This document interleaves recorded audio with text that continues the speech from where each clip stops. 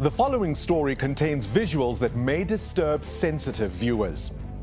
The SAPS committed to ensuring a safe and secure environment for the country's citizens. Their own code of conduct says members must act with integrity and uphold and protect the fundamental rights of every person. And there's no doubt many of our men and women in blue do precisely that. Question is, when things go wrong, who polices the police? And can they be relied upon to act against the rogues within their own ranks?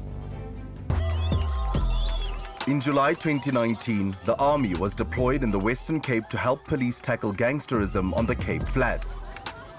But allegations of routine brutality in these joint operations soon blemished the deployment. In January 2020, 36-year-old Adam Isaacs from Athlone was arrested on suspicion of drug dealing during one such operation. Witnesses say that he was tortured for hours. Days later, he died in hospital.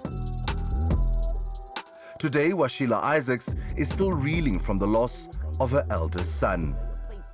Adam, my son, he was a very clever boy. He was always there for me, and I miss him so much now. It's almost 2 years now. He passed away.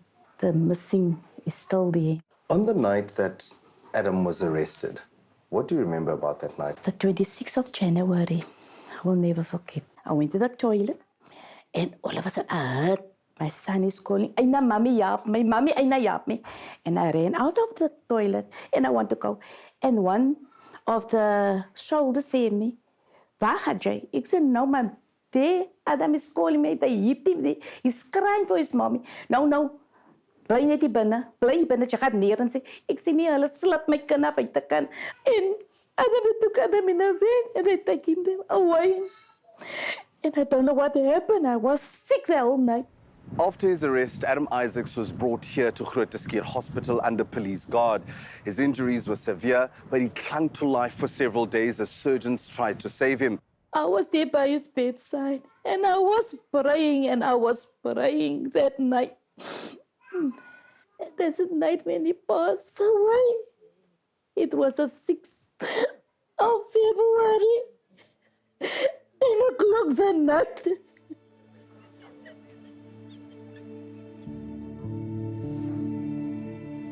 Adam's hospital file shows that his intestine had been ruptured. His muscles were breaking down, releasing toxins into his bloodstream, which in turn caused kidney failure. Later, Adam's post-mortem report concluded that he had died as a result of blunt force trauma injuries. 𝗶𝗵𝗶𝘆 was one of those arrested in Athlone during the same operation. He feels lucky to have escaped with his life, he says. Dit was in die nag toe die polisie met die army opgetrek. Hulle het hier oorgespring, hulle het ingekom. 𝗀𝗶𝗿𝗆 en sy kollega wat ek persoonlik ken en my gesê het, trek jou aan, sy gaan gou saam met ons. Police records show that Athlone Sergeant 𝗀𝗁𝗍𝗍𝗆 was leading the police side of the operation. Hulle het my bedink aan smokkel. Dus soos ons weer terugkom, 𝗀𝗶𝗿𝗆 sê, baseballbed, en hy begin met 'n slat, en hy slat my arm gebreek. Sy kollega, die gun, en hy slat my agter my kop. Met die gun? Ja, en agter my rug. Hy het alles op die dogter, sy het uit, is alles hy gemerk. 𝗍𝗵𝗆's case was but the latest in a long list of brutality allegations against Sergeant Gabriel's. Nikita Peters was just 18 years old when she says Gabriel's tackled her to the ground and kicked her in the stomach as she tried to film him assaulting her cousin. In June 2018, 60-year-old Veronica Franciscus accused Gabriel's of storming her bedroom and hitting her in the face after arresting her son at home. In April the following year, 53-year-old Nazim Hardin accused Gabriel's of tasering him and pistol whipping him in the face. Yet, the most brutal allegation remains that he participated in the torture of Adam Isaacs. Nou kan ek mos die windscreen sien. Nou sien ek hier gebeur dinge voor my. Ek sien hy kla vir Adam. Hulle begin vir Adam te slat. As die army manne en as 𝗀𝗶𝗍𝗆𝗆 hulle. Ja, ek sien so man, hulle laat hom so 'n muur wat so 'n armmuur. Hulle laat hom hard in staan. Dan kom hulle aangehard op 'n trappel op hom. Soos hulle hom slat. Dan kom hulle terug na my toe, sy's niks. Velen sit in maak toe, ek sê, ja Allah. Sê ook, en Allah, my. Hy collega van Gabriel, die wat het sy, hy het so 'n baksteen opgetel, jong. Baksteen? 'n Baksteen. Adam het ons so, hy kan nie meer sê, hy kan nie loop so nie, hy voel nie meer niks nie. Ek hoor toe gooi het, kwaad in hy man se rug. Watchdog records contain many brutality allegations against officers at Athlone police station.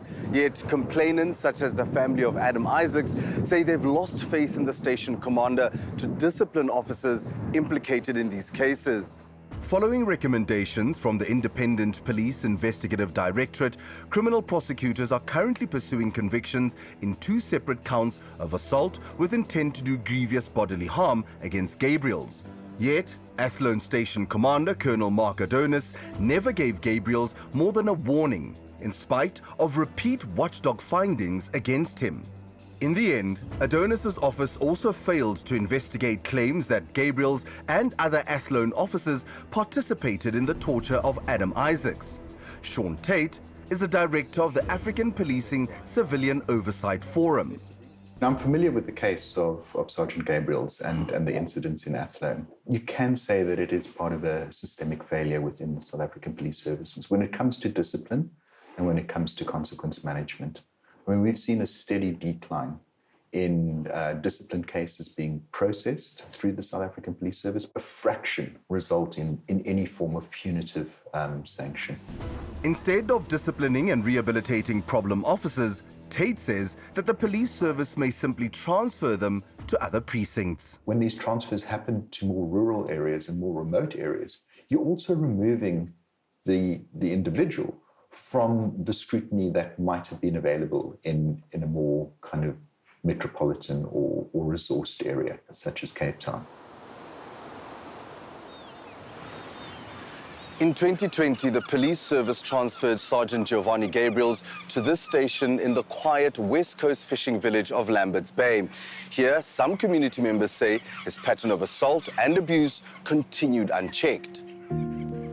David Hendricks is a handyman at the Cederberg municipality. He has accused Sergeant Gabriels of attacking him at his home in January last year.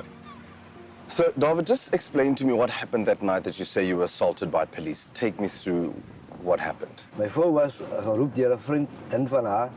Haar kind is siek en sy het gegaan, maar dis COVID. Daai tyd was die COVID tyd.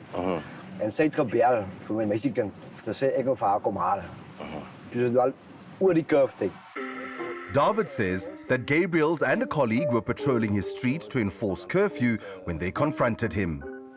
En toe ek net wel uitklim by my drywerkant, afsit hier het iemand die deur op voor my kombuisdeur.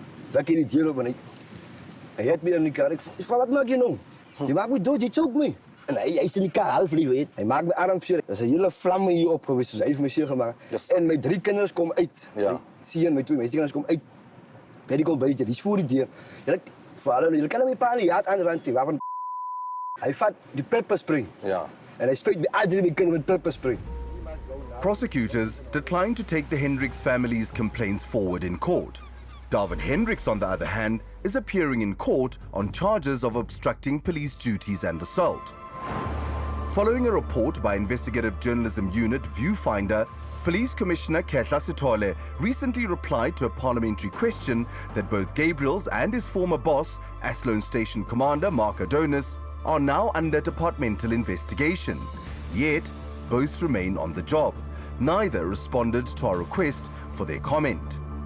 Previously, Adonis has said that he's waiting for a recommendation from police watchdog 𝗶𝗶𝘂. If 𝗶𝗂 send us a recommendation, then there will be investigation, definitely, if our members was at fault. But in October last year, the police service issued a circular which countered this common misconception, that station commanders must wait for 𝗶𝗂's recommendation before acting. In fact, commanders who failed to act were themselves guilty of misconduct, it read. I think that the 𝗧𝗵𝗶𝘀 management have finally realized and have been finally put under the pressure they needed to be put under to begin to address this. And you also need to start seeing from 𝗧𝗵𝗀 what will be done to prevent the repetition of these cases. The problem is systemic. and we need to see how it can be fixed. Police spokesperson Major General 𝗵𝗶𝘀, to whom our queries were escalated, did not respond to Carte Blanche's request for an interview. 𝗃𝗏𝗆𝗆, IPID's head in the Western Cape, declined an interview request, saying that Isaacs' death was still under investigation.